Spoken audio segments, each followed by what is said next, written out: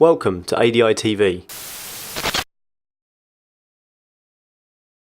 So I'm going to introduce the Eyedropper tool, which is here on the toolbar.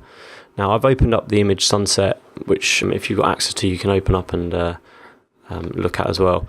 I'm going to select that tool, and there again, once again, if I click and hold, I've got a whole multitude of tools available under this option. I'm not going to cover the 3D materials eyedropper tool because we're not working in 3D. I'm also not going to cover the note tool or the count tool.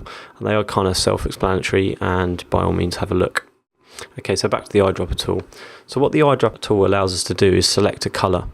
Now right now I've got a foreground colour of white. So if we look at my toolbar down here, we see the top colour is white and the background colour is black. And that's also represented up here in my colour palette.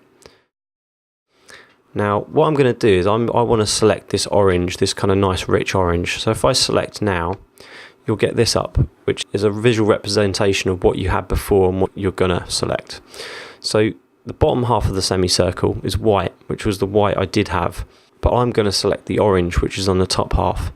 So if I do that, now you can see down in on my toolbar that now the foreground colour is orange. Now we're not worrying about the background colour, we'll come back to that in a second. You can all see it's represented there.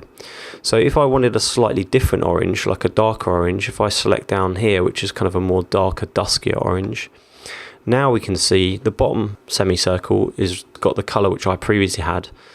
So if I click and hold and drag this around, you can see the top one actually changes depending on where I go. So that's really useful if you want to find a colour which is maybe a slight bit more orange than what you had previously, but not too radically different.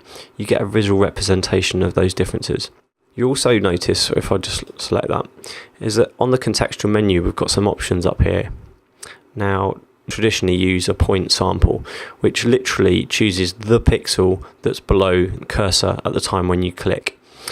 But with these later versions of CS Suite and Photoshop, you can actually select colour by an average, and that can be really useful if you want to get an average colour rather than something specific. And sometimes the specific colour, it tends to be almost too specific, and you can't necessarily get the shade that you want. Okay, so I'm going to leave those as is, and leave 5-point average. Okay, so now this is the other thing, is that as I was clicking, I can change the foreground colour, but I also want to change the background colour. So what I can do is if I hold down the Alt key while I select, you'll notice that now that's changed as well. So actually I want the background colour to be like a darker colour. Okay, so you can see that changing. Okay, so that's the eyedropper tool, really useful tool, and use that quite a bit in Photoshop. So let's go down to the next one. So the colour sampler tool. Now let's get the information palette up because we need to be able to see what I'm doing. So I'm just going to get this palette up here, information palette. Now what this does is it allows you to sample 4 different areas of the image, and it gives you the RGB or CMYK value depending on what colour system you're working with.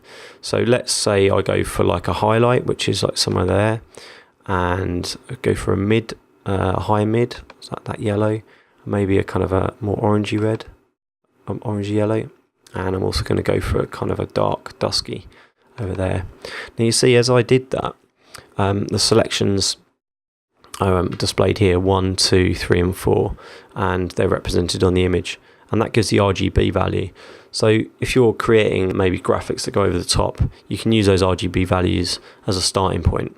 So let's just delete those. So how we delete those points is if I hold down Alt key and hover my cursor over, you can see it changes to a pair of scissors, which is cut. And then if I wanted to, I'm free to do another selection.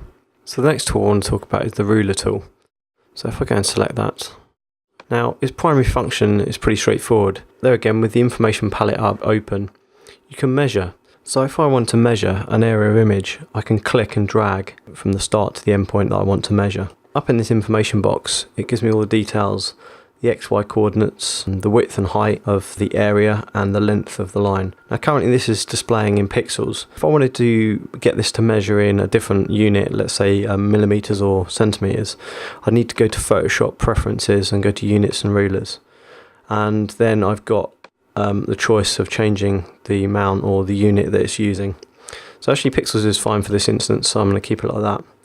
Now that's pretty much the basic use of the ruler tool. It's for measuring, but it does have some other uses. I'm going to explain that in a different instructional video, just so you can see an example.